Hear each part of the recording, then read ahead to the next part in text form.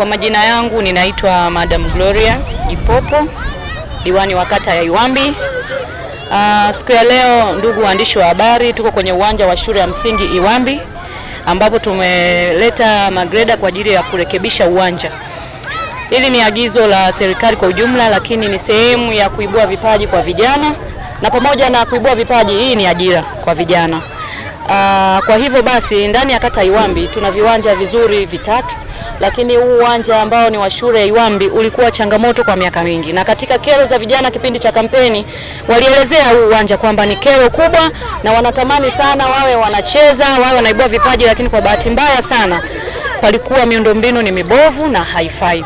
Hivyo basi tunawashukuru wadau mbalimbali waliojitokeza kuunga mkono juhudi za Mheshimiwa Rais wa Jamhuri ya Muungano wa Tanzania Mama Samia Suluhu Hassan, lakini na mbunge wetu wa jimbo la Mbeya mjini Mheshimiwa Patrick Adikini Mwalunenge, lakini pamoja na diwani wao kipenzi chao Madam Gloria ambaye kwa jina almaarufu Mchina wa Mbeya mjini. Kwa hiyo mimi ndugu zangu niseme tu, tuko hapa tunarekebisha uwanja na vijana wamejitokeza kwa wingi, wamefika tangu asubuhi, tuko nao. Tunarekebisha uwanja, lengo letu ni kwamba burudani zinapoanza kujitokeza wasikose mahali pa kwenda kuburudika.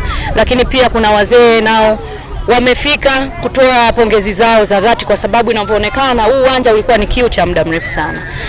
Kwa hivyo ninawakaribisha na wadau wengine kwenye hii kata, tuendelee kusaidia vijana kwa michezo. Sisi tuna michezo muhimu sana. Asilimia kubwa huku kwa Iwambi ni miwili, football and basketball. Niwaombe vijana wajitokeze kwa wingi. Michezo Iwambi itaamka, yani hali itakuwa kubwa sana. Lakini pia tuna mashindano makubwa sana huko mbele. Mfano nikiwa hapa ili eneo la tukio, amejitokeza kakaangu mmoja kutokea pale kwa Wadeni, jina kubwa hapa mjini inaitwa JB.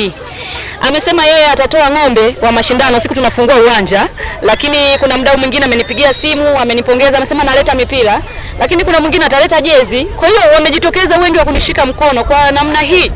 Naomba vijana wakae karibu sana na huu uwanja na wafike uwanjani. Kama walikata tamaa kwa sababu ya kiwanja chao, mimi naamsha hali upya na naomba wafike kwa upya. Tunaanza michezo upya na burudani zitajitokeza nyingi, kwa sababu michezo sio lazima mpira.